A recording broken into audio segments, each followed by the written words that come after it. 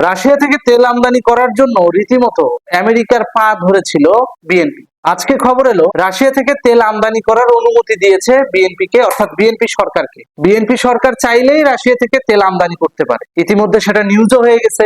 আপনারা কি ভাবছেন? বিএনপি সরকারের অনুরোধে আমেরিকা এই কাজ করছে যে রাশিয়া থেকে বিএনপি সরকার চাইলে তেল আমদানি করতে পারে, সে অনুমতি দিয়ে দিছে? মোটেও না। মূলত সপ্তাহখানেক আগে রাশিয়ার উপর থেকে নিষেধাজ্ঞা সাময়িকভাবে তুলে রেখেছে যুক্তরাষ্ট্র।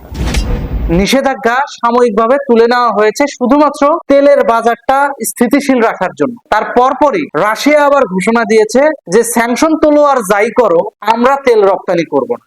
এদিকে বিএনপি আমেরিকার কাছে চাওয়া শুরু করলো যেন রাশিয়া থেকে তেল আমদানি করতে পারে।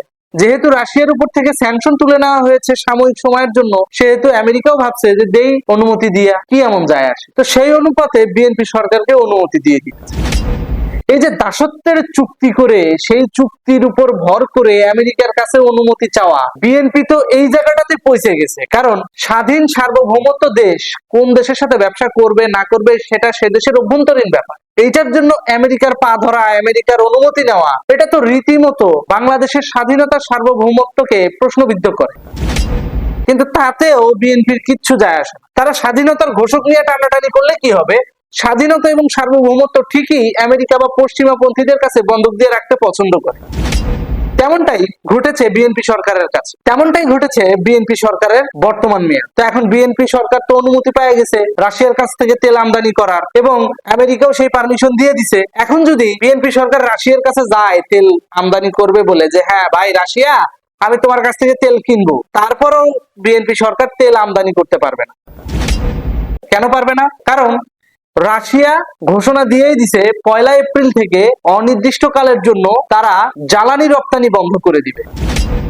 অলরেডি যেহেতু এপ্রিল মাস পড়ে গেছে, অলরেডি জ্বালানি রপ্তানি বন্ধ করে দিছে রাশিয়া। এই বিষয়টা নিউজেও চলে আসছে। সুতরাং বুঝতেই পারছেন, এখন যদি বিএনপি সরকার রিকুইজিশন নিয়ে রাশিয়ার কাছে যায়ও, রাশিয়া তো তেল দিবে না। কারণ রাশিয়া বলবে আমি তো রপ্তানি করা বন্ধ করে দিছি, আমার নিজের দেশের চাহিদা পূরণ করে যদি বাঁচে, যদি রপ্তানি করতে পারি বা করার সিদ্ধান্ত নেই, তখন দিব। কারণ রাশিয়া খুব ভালো করেই জানে যে আমেরিকা মন চাইবে আমারে স্যাংশন দিবে, মন চাইলে আমারে স্যাংশন তুলে নিবে। এই পুতুল তো হওয়া যাবে না। মন চাইলে আমেরিকা স্যাংশন তুলে নিবে আর তা সেই অনুযায়ী আমার ব্যবসা করতে হবে, এটা তো রাশিয়া করবে না। কারণ রাশিয়া একটু ঘাটতারা।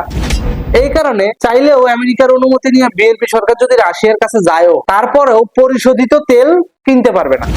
তাহলে অপশন কোনটা খোলা থাকলো? রাশিয়ার কাছ থেকে তেল কিনতে পারবে, সেই তেলটা হচ্ছে অপরিশোধিত তেল। অর্থাৎ একেবারে মাটির নিচ থেকে যে ক্রুড অয়েলটা ওঠে, সেই ক্রুড অয়েল ওইটা বাংলাদেশে আইনা পরিশোধিত কইরা তারপর জনগণকে দিতে হবে। এখন ধরেন কথার কথা, কয়েক জাহাজ নিয়ে আসলো অপরিশোধিত তেল, আইনা তো বাংলাদেশে এটাকে পরিশোধন করতে হবে, অর্থাৎ রিফাইন করতে হবে। সেই রিফাইন করার জন্য যেই রিফাইন কারখানাটা বাংলাদেশের আছে, যেটা মাননীয় প্রধানমন্ত্রী শেখ হাসিনা উদ্বোধন করে গিয়েছিলেন, যাতে বাংলাদেশে ক্রুড অয়েল এনে রিফাইন করে জনতাকে খুব সহজেই সাপ্লাই দেওয়া যায়, জনগণের চাহিদা অনুযায়ী জ্বালানি সক্ষমতা যেন পূরণ করা যায়, এই বিষয়টা মাথায় রেখেই শেখ হাসিনা এটা করছিল। তো এখন জ্বালানি সরবরাহ বন্ধ হওয়ার কারণে, অর্থাৎ পর্যাপ্ত জ্বালানি না থাকার কারণে, সেই কারখানা, অর্থাৎ যেখানে ওই তেল আইনা পরিশোধন করা হয়, সেই পরিশোধনকারী কারখানা বন্ধ ঘোষণা করে দিয়েছে কর্তৃপক্ষ। অর্থাৎ জ্বালানি সরবরাহ না থাকার কারণে সেই কারখানা এখন বন্ধ। তো এখন যদি তেল নিয়েও আসে, সেই কারখানাও চালু হবে না। তো এখন যদি তেল নিয়েও আসে, তো সেই কারখানাও চালু হবে না, আর ওই তেলও পরিশোধন হবে না, জনগণের কাছেও যাবে। কারণ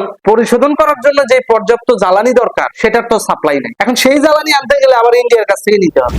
আর ইন্ডিয়ার সাথে অলরেডি কূটনৈতিক সম্পর্কের টানাপোড়েন শুরু হয়ে গেছে বিএনপি সরকার। সুতরাং বুঝতেই পারছেন, এখানে একটা দীর্ঘমেয়াদী ডিলে কার্যক্রম চলবে। আর এই ডিলে কার্যক্রমের মধ্যেই জনগণ চূড়ান্ত জ্বালানি সংকট ফেস করবে। ধন্যবাদ।